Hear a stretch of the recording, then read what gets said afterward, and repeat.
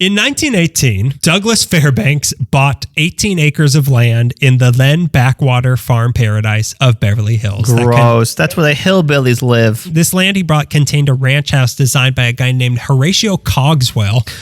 I think he used to be a clock. But is that one of the characters in Clue? Oh, that's how I know that name. He killed Ned Doheny with a candlestick. That's right. It was all over the news. So Horatio Cogswell, he designed this house for some lawyer to use as a weekend hunting lodge for $35,000. Douglas Fairbanks. What? Beverly Hills was like the middle of Montana back then. Did you know that Deliverance was actually based on Beverly Hills, California? That was based on Burt Reynolds' real trip to Pickfair. He's just trying to get to the beach. Douglas Fairbanks bought this whole land for $35,000. When the two got married, I know, I can't even say that with a straight face. When the two got married, Doug decided to give this property as a gift to his blushing curly-haired wife, Mary. I'll just take the money. I'll take the money that I can make in 2 weeks.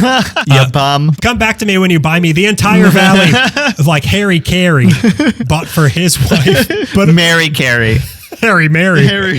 She was a comely woman, but a simple lawyer's weekend slaughterhouse wasn't good enough for these two. It was time to rebuild. They tore down the old house and got Wallace Neff, the guy who had done Betty Grable's house. Oh. He did the Falcon Lair also. Oh, really? They asked him to make them a whole new house at what would become a whole new house at what would become 1143 Summit Drive, and it would be named after the first celebrity couple name combination, Pickfair. Pickford, another Fairbanks. first. Yeah, they were the first benefer.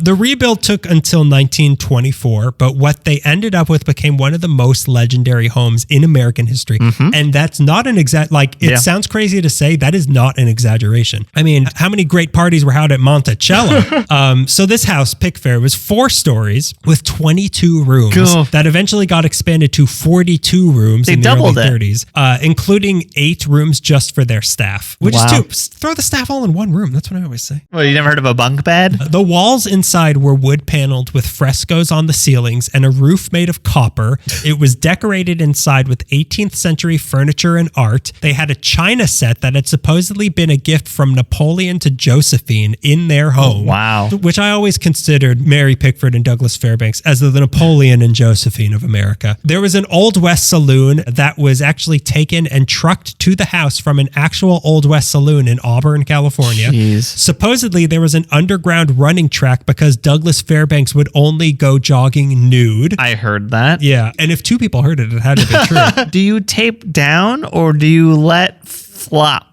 This isn't a problem. What do you mean? Why do things move? I'm not understanding how there's more than one option. So on the sprawling outside property, there was a tennis court, stables, and what is believed to have been the first swimming pool on private property in Los Angeles was at Pickfair. Wow. But what this house was really known for were the parties that happened here. Mary and Doug were the first movie stars to move to Beverly Hills, and they were 100% responsible for what it became, which was a celebrity haven that was just far enough out of town from Hollywood to have their own space, but close enough that they could wake up late and still get to work on time. Right. Without these two, Weezer wouldn't have had a second wind on their career. And these parties were a big part of creating that. I'm not going to name the actors and showbiz people who went to these parties because literally everybody, name somebody and they've been there. Minimally. Except her. So I'll name the crazy names of non-movie stars who partied here. Okay. F. Scott Fitzgerald, although he's kind of movie star. H.G. Wells, Albert Einstein, with like a lampshade on his head. He won't leave. If I leave, I am only going closer to you. No one got what he meant. Lord and Lady Mountbatten had their honeymoon there. Amelia Earhart, FDR, those two had their honeymoon there. George Bernard Shaw, Noel Coward, Charles Lindbergh, Pearl S. Buck, Arthur Conan Doyle, the weirdo who believes in fairies. Thomas Edison came by. What the hell's all this?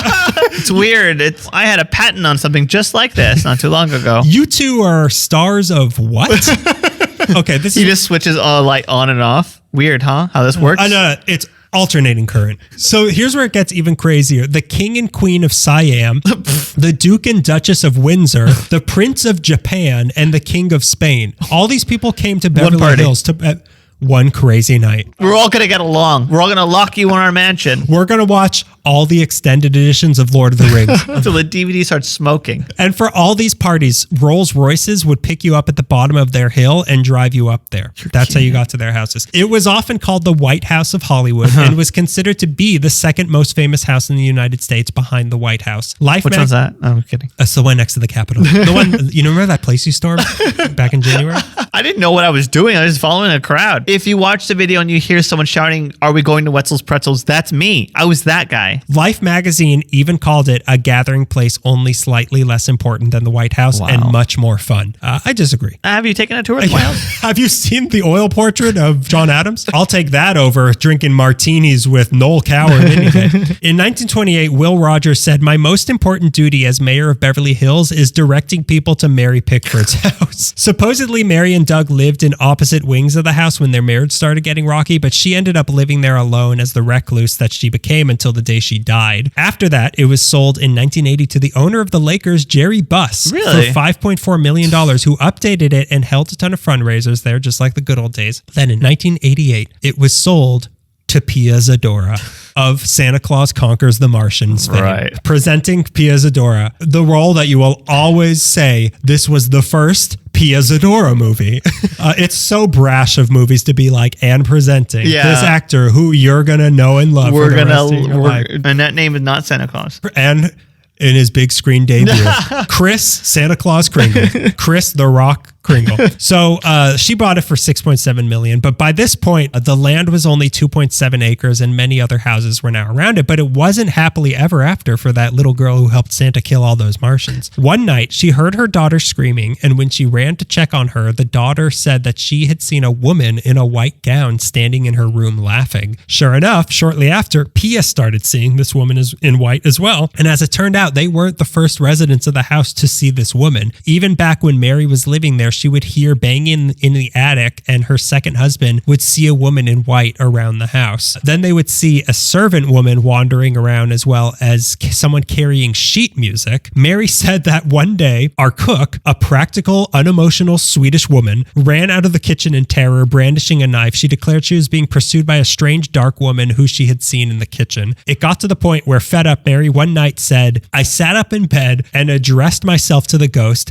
I wouldn't treat you this way, I said. It isn't ladylike. I don't expect to be treated in this manner." And from then on, all the noises stopped until Pia Zadora came along. Pia Zadora was so scared that she hired an exorcist, but when that didn't work, she leveled most of Pickfair. You're kidding. In 1990, leaving behind only the pool, the 2-bedroom guest wing, and the front gate, which you can still drive by today. Okay, I'm going to be honest with you real quick. Of all the reasons to destroy Los Angeles history, if somebody's like, "I thought it was ghosts," I'd be like, all right. I saw a lady in a robe. It caused an uproar, and at the time she said it was because of termites, but years later she admitted, "I was afraid of the ghosts." She said you can deal with termites and you can deal with plumbing issues, but you can't deal with the supernatural. I absolutely agree with her. Which is why I'm here to pitch to you today my supernatural plumbing company.